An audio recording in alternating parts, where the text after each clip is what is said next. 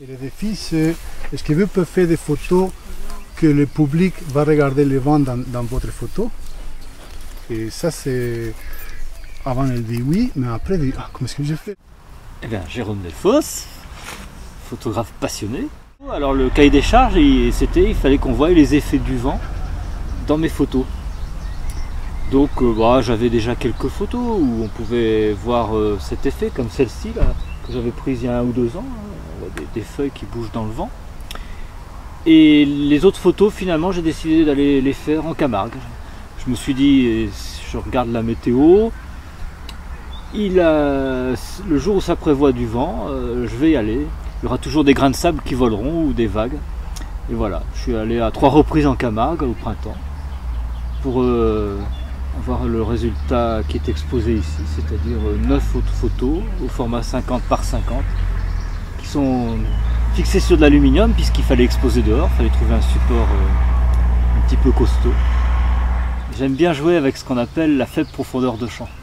Donc lorsque je prends des photos, il me faut des objectifs très lumineux avec un diaphragme qui ouvre beaucoup. Hein, c'est technique pour ceux qui ne connaissent pas, mais en fait ça permet d'avoir une zone de netteté très faible.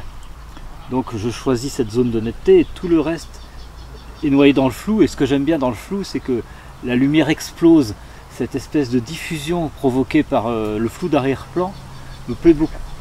Et souvent mon sujet principal c'est celui, enfin ce qui m'intéresse dans une photo c'est ce qui est dans le flou justement. Mais comme prétexte, je choisis un point net. Et là par exemple dans ces photos, j'ai profité de cette possibilité d'isoler un plan très étroit pour figer des grains de sable. En fait vous photographiez du sable qui voltige au bord d'une plage.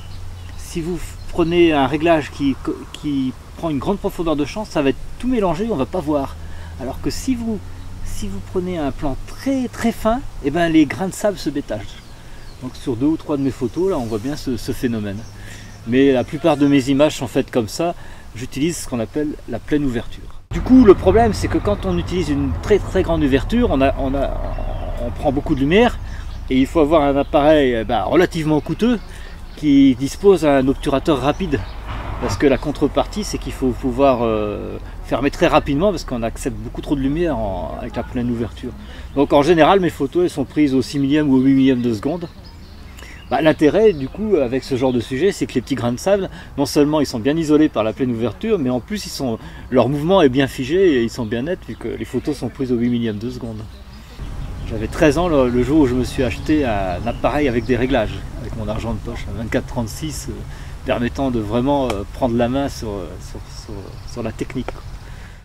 Et ça c'est l'exposition des photos où vous pouvez regarder le vent.